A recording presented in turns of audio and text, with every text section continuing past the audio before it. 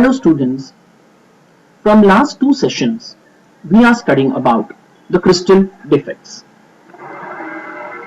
In the last sessions we have seen that crystal defects are of three types. Number 1, impurity defect. Number 2, stoichiometric defect. And number 3, non-stoichiometric defect.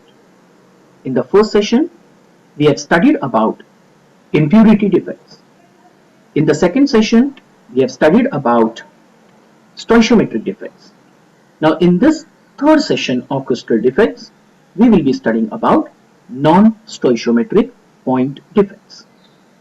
In the last session I explained that every chemical compound has a formula. This formula tells us the ratio of the number of particles present in that particular compound.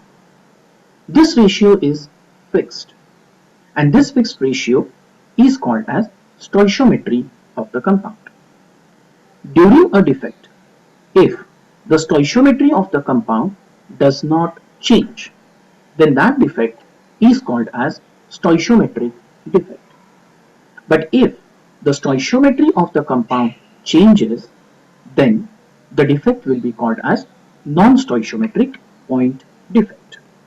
So, non-stoichiometric point defect arises when the ratio of number of atoms of one kind to the other kind, or the ratio of number of cations to anions becomes different from that indicated by its chemical formula. In these defects, the stoichiometry changes, but it is noteworthy that even if the stoichiometry changes, there is no change in the crystal structure. Non-stoichiometric defects are of two types. Number 1, metal deficiency defect, and number 2, metal excess defect. In this session, with proper examples, we are going to study these two types of non-stoichiometric point defects. So let us proceed to metal deficiency defect. Now, this defect will be observed in those compounds whose metal show variable oxidation state. Let us take an example of iron. Iron exists in two oxidation states, +2 and +3. Since iron show variable oxidation state, metal deficiency defect can be observed in the compounds of iron. Now in this defect what happens? A positive ion will be missing from its original lattice site.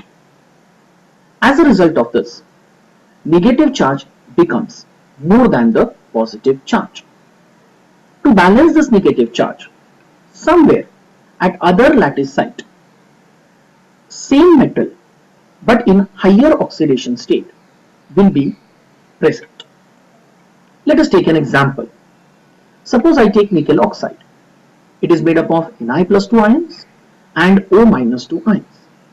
Let us assume that one Ni+2 ion is missing. So, wherever this Ni+2 ion was expected, there a vacancy is created. Now, due to missing of one Ni+2 ion, there is a deficiency of two positive charges. Now, how to nullify this deficiency? The deficiency of two positive ions is nullified by the presence of two Ni+3 ions, but at some other lattice sites of Ni+2. As a result, one Ni+2 will be missing, and in place of two Ni+2, Ni+3 ion will be present. As a result, number of expected Ni+2 ion becomes less. Number of expected metal ions become less. Hence, this defect is known as metal deficiency defect. And the stoichiometry of NiO becomes Ni.970. For example, see in the fourth row, one Ni+2 ion is missing. So there is a vacancy in the fourth row. In the third row and in the fifth row, in place of two Ni+2, you have two Ni+3. Because of this, the neutrality is maintained. Now let us go to metal excess defect. Now there are two types of metal excess defect. Let us see the first type. In the first type, what happens is either a neutral atom or an extra positive ion occupy the interstitial space in the crystal structure. Let us take an example. Zinc oxide. Let us take this compound. It presents or it will show metal excess defect in two ways. Let us see in the first method what happens. One neutral Zn atom is present in the interstitial space. See, for example, I have taken ZnO. It is made up of Zn plus 2 and O minus 2 ions. And see their arrangement. Now there will be one extra Zn atom, and this extra Zn atom will be present in the interstitial space. In the figure you can see it clearly that this extra zinc atom is present between the first and the second row. So there are two elements, one is zinc and other is oxygen. But naturally it's very clear that zinc is more than oxygen. Zinc is a metal, so metal is in excess. This was not expected, so this defect is called as metal excess defect. This is one method by which I can have metal excess defect in zinc oxide. Let us see the second method. In the second case, this defect is observed when you heat zinc oxide. We all know that zinc oxide, when heated, it decomposes. How does it decompose?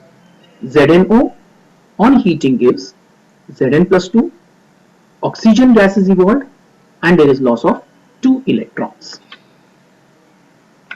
Now, the excess of Zn plus 2 ions, they are trapped in the interstitial space. Means the excess of Zn plus 2 ions which will be produced, they will go into the interstitial space because some of the O minus 2 ions will go away as oxygen gas.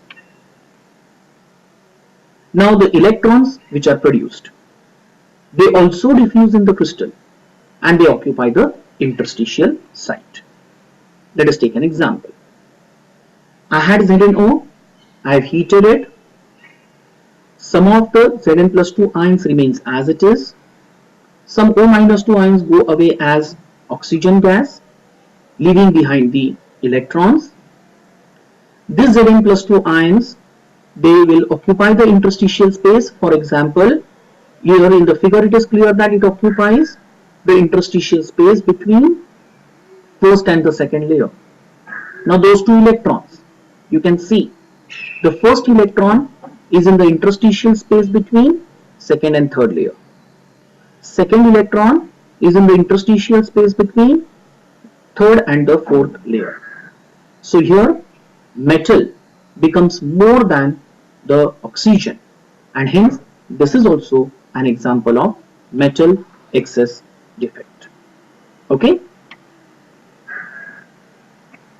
In both the cases, neutral zinc atom is occupying the interstitial space or Zn plus 2 is occupying the interstitial space. The non-stoichiometric formula of ZnO is found to be Zn 1 plus x O 1.0. Means zinc is in excess than oxygen by a quantity, say x. This was the first type. See the second type.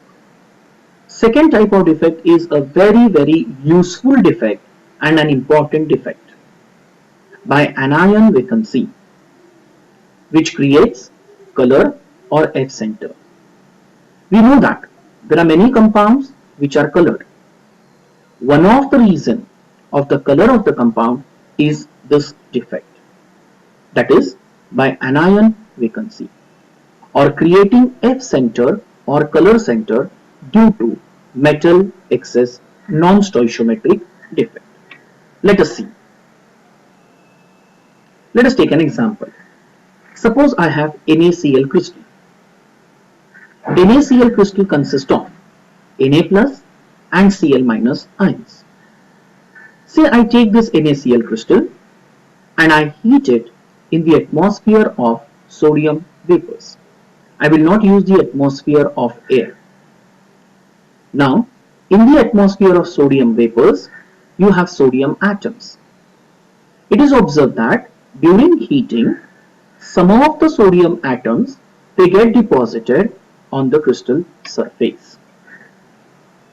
Now, the Cl minus ions which are present in the interior of the crystal lattice, they slowly come or diffuse towards the crystal surface. That is, they leave their place and come to the surface. So wherever they were present in the crystal lattice, a vacancy is created at that particular position. Now these Cl minus will combine with sodium atoms. They will force sodium atom to lose electron and get converted into Na plus. So the sodium atom which is at the surface will lose electron, get converted into Na plus ions.